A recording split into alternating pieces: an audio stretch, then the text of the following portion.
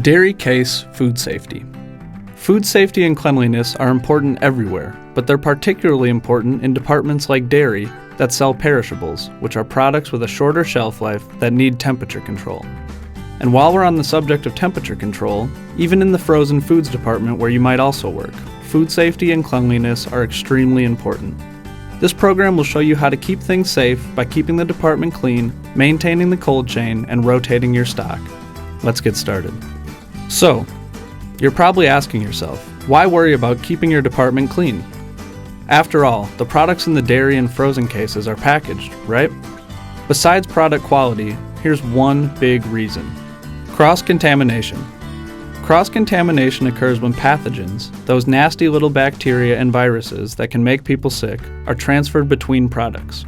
Contaminants from dirty hands or a dirty department can get right onto packages and make their way to your shoppers' homes, where they could contaminate food preparation surfaces, the refrigerator, the kitchen table, or just about anything else. Pathogens can also catch a ride from one department to other departments in your store, where they might even decide to find their way into someone's lunch. Always remember, your customers count on you to sell safe, fresh food. Keeping your department clean starts with you. Start every shift with a clean body, clean hands, and a clean uniform.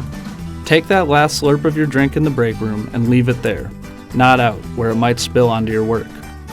To keep the department clean, it's important to follow your store's cleaning and sanitizing schedule. Cases and coolers need to be cleaned regularly. That includes racks, shelves, curtains, and honeycombs to operate efficiently and safely. There's no doubt it's going to happen at some point. Someone will drop something and it will break, making a mess. Whether that mess is in a case or in the back room, spills need to be cleaned up right away. The longer a spill sits, the more chance it has to contaminate your department, potentially allowing bacterial growth and spreading pathogens, and nobody wants that. Just like the bacteria and viruses you're trying to eliminate, even chemical cleaners can make people sick.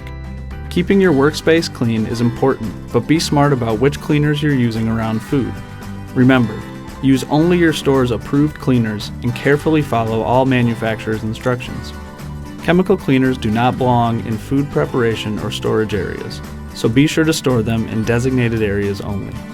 Here's an example. Spray cleaners are for cleaning surfaces, not food, so do not spray on or near food products. Instead, spray on a clean cloth away from the case. Then use the cloth to wipe down surfaces that need to be cleaned, minimizing the chance cleaners get onto your products.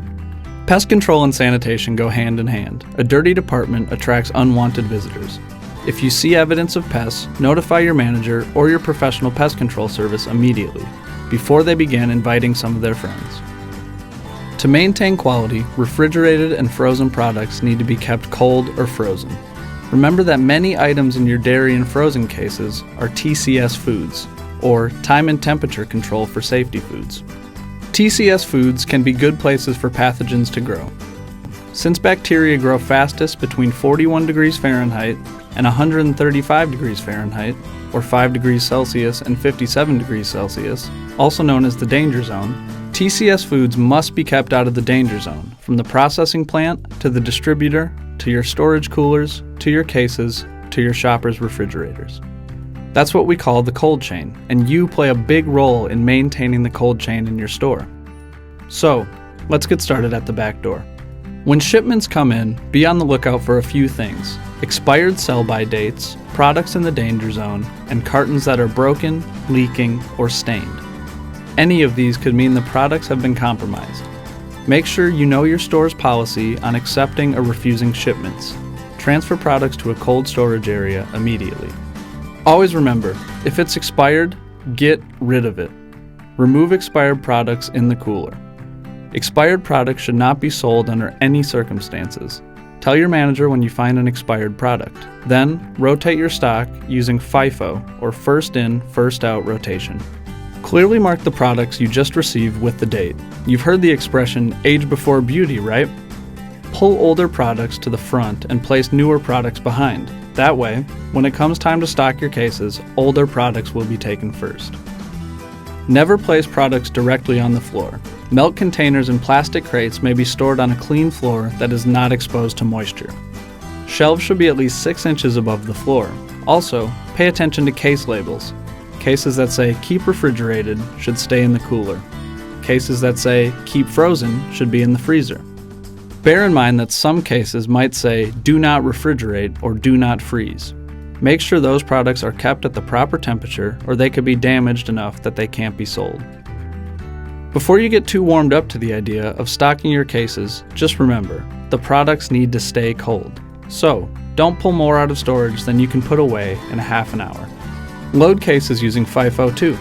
Pull older products to the front and/or the top of the case, and place newer products behind or below.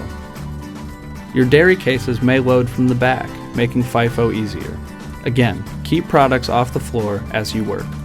And just remember, more isn't always better. Where it might seem like a good idea to put as much as you can into dairy and frozen cases, these cases have a load line or a maximum capacity line for a reason. Filling a case past the load line might block the cooling fans, leading to a case full of products that are more susceptible to danger zone temperatures.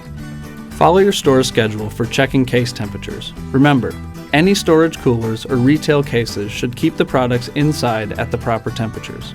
That means refrigerated products at or below 41 degrees Fahrenheit or 5 degrees Celsius, and frozen products must be kept frozen, probably somewhere between 10 and 0 degrees Fahrenheit or -12 to -18 degrees Celsius. Some products, like ice cream, may be held at even colder temps. The thermometer on the outside measures the cooler temperature, not product temperature. If you're checking temperatures every 2 hours or less and you find products in the danger zone, make sure they're chilled within 2 hours. Notify your manager about products that have been in the danger zone for over 4 hours. They should be discarded. Finally, if your store donates products to charities, the same rules apply. Make sure the cold chain remains intact. Any donated product must be kept outside the danger zone. There you have it. Keeping refrigerated and frozen products fresh and tasty is as simple as keeping things clean, keeping things cold, and keeping things rotated.